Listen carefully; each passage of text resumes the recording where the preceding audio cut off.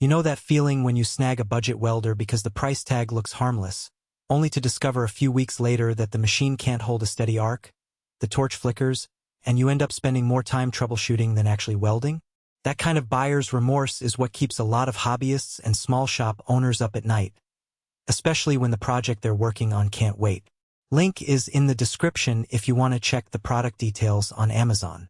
The Welder Maxstar 161 STL is the kind of mid-range TIG that promises to sit somewhere between just a toy and industrial-grade beast, and I spent a few evenings actually wiring it up, running a few test pieces, and reading through the handful of reviews people left to see if it really lives up to the Miller name.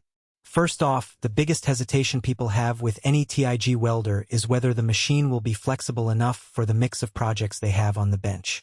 If you're a weekend warrior who flips between thin aluminum gutters, a few stainless steel brackets, and maybe an occasional mild steel repair, you need a welder that can change settings quickly without turning the whole thing into a calibration nightmare. The Maxstar 161 STL's control panel is laid out like a typical Miller unit: knobs for amperage, a selector for AC/DC, and a simple digital readout. What mattered to me was how those controls felt after a few hours of use. The dial turns smoothly, the readout stays bright even in a dim garage, and the selector snaps firmly into place. In real-world terms, that means you can move from a 30-amp thin sheet pass to a 120-amp beefier joint in under a minute without hunting for a hidden menu. Setup is where many entry-level welders stumble, and the Maxstar isn't shy about its wiring requirements. The unit comes with a 3-wire power cord that needs a dedicated 240-volt outlet. You can't just plug it into a standard 120V household socket and expect full power. For a first-time buyer, that means either having a proper shop outlet already installed or budgeting for an electrician's visit. Once you're hooked up, the machine's internal cooling fan kicks in almost immediately, keeping the torch and power supply from overheating during longer runs.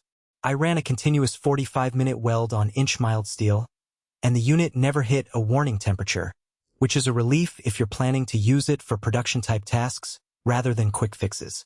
Now, let's talk about the practical strengths that actually show up when you're welding a part. One of the most common complaints about cheaper TIGs is that they struggle to maintain a clean arc on aluminum, especially when you're trying to run a high-frequency start. The Maxstar's high-frequency start works reliably, and I didn't notice any erratic jumping of the arc on 0.032-inch aluminum sheet. That translates to smoother puddles, less post-weld cleaning, and a finish that looks like you spent more time polishing than welding. Another point that often gets glossed over is the torch's flexibility.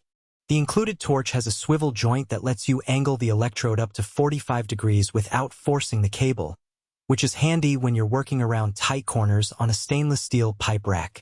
I found that small ergonomic detail saved me a few minutes per joint, and over a day's work those minutes add up.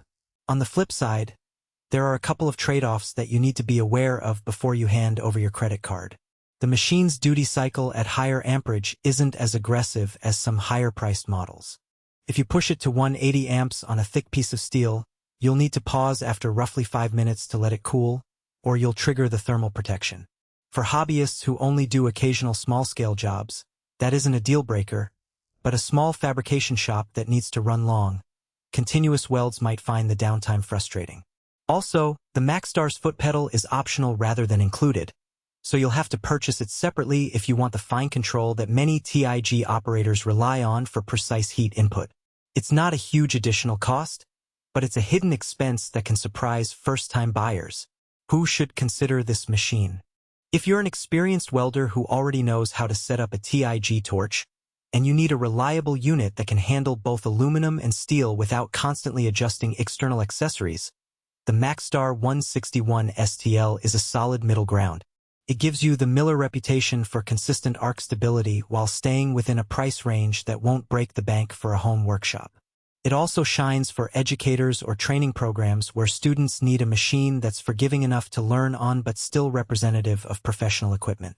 Conversely, if you're looking for a plug-and-play solution that you can drop into a garage with a single 120V outlet, or if your shop's workflow demands long, uninterrupted welds at the upper end of the amperage range, you might be better off either budgeting for a more industrial model or